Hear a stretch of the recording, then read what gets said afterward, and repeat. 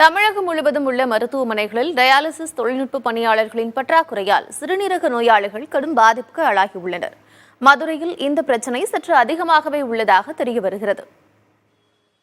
நவீன காலத்தின் கோரம் இது. வாழ்வியல் மற்றும் உணவு முறைகள், உட்கொள்ளும் மருந்து மாத்திரைகள் என பற்பல காரணங்களால் சிறுநீரக செயல் இழப்புக்கு ஆளாவோர் எண்ணிக்கை பன்மடங்கு அதிகரித்து வருகிறது. சிறுநீரக செயலிழப்புக்கு ஆளாவோருக்கு வழங்கப்படும் இரத்தத்தை சுத்திகரிக்கும் சிகிச்சை டயாலிசிஸ். இந்த சிகிச்சைக்காக தமிழ்நாட்டில் உள்ள அரசு மருத்துவமனைகளில் 2000க்கும் மேற்பட்ட டயாலிசிஸ் எந்திரங்கள் பயன்பாட்டில் உள்ளன. இதில் அரசு மருத்துவக் கல்லூரி மருத்துவமனைகளில் மட்டும் 1400க்கும் மேற்பட்ட எந்திரங்களும், மாவட்ட தலைமை மருத்துவமனைகள் மற்றும் தாலுகா மருத்துவமனைகளில் 600க்கும் மேற்பட்ட எந்திரங்களும் உள்ளன. 3 நோயாளிகளுக்கு ஒரு டயாலிசிஸ் பணியாளர் என்ற அடிப்படையில் டெக்னீஷியன்கள் இருக்க வேண்டும் என்பது மத்திய சுகாதாரத்துறை அமைச்சகத்தின் பரிந்துரை.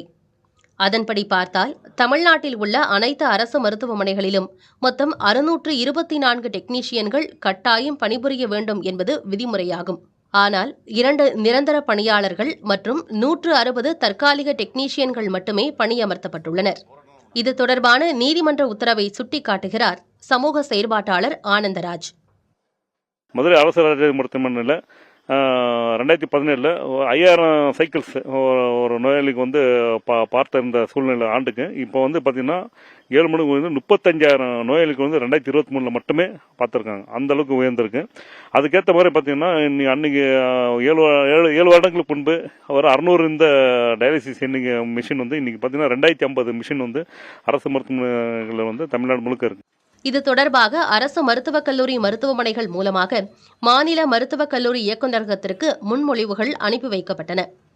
தேவை மற்றும் நெருக்கடியை உணர்ந்து தமிழ்நாடு முழுவதும் அனைத்து அரசு மருத்துவமனைகளிலும் மொத்தம் 624 நிரந்தர டயாலிசிஸ் டெக்னீஷியன்கள் பணியமர்த்தப்பட வேண்டும் என்று கோரி தமிழ்நாடு மருத்துவக் கல்லூரி இயக்குநரகம் தங்கள் நிர்வாகத்துறையின் திட்ட மற்றும் வளர்ச்சித்துறை மற்றும் மாநில சுகாதாரத்துறை செயலர் அவர்களுக்கு கடந்த ஆண்டு அறிக்கை மூலமாக கோரிக்கை மனு அனுப்பி வைக்கப்பட்டது. கடிதம் அனுப்பி ஓராண்டுக்கும் மேலான நிலையில் இன்னும் இந்த கோரிக்கை கடிதம் நிறைவேற்றப்படாமல் கிடப்பில் போடப்பட்டுள்ளது. தமிழக அரசு நோயாளிகள் நலன் கருதி உடனடியாக 634 டயாலிசிஸ் டெக்னீஷியன் பணியமர்த்தணுன்ட்டு சமூக ஆர்வலராக கேட்டுக்கிறேன். நாளுக்கு நாள் சிறுநீரக டயாலிசிஸ் நோயாளிகளின் எண்ணிக்கை பன்மடங்கு உயர்ந்து வருகிறது. அதற்கேற்ப தகுதி வாய்ந்த நிரந்தர பணியாளர்களை பணியமர்த்தாமல் இருப்பது நோயாளிகளுக்கு பெரும் பாதிப்பை ஏற்படுத்தியுள்ளது. ஒரு டெக்னீஷியன் ஒரு 3 மிஷின்ல மனிதர்களை படுக்க வச்சு டயாலிசிஸ் பண்ணிக்கிட்டு இருக்காரு. ஆனா பாத்தீங்கன்னா அவர் 3 பேரை தான் அவர் ஹேண்டில் பண்ண முடியும். அங்க 54 இயந்திரங்கள் இருக்கு.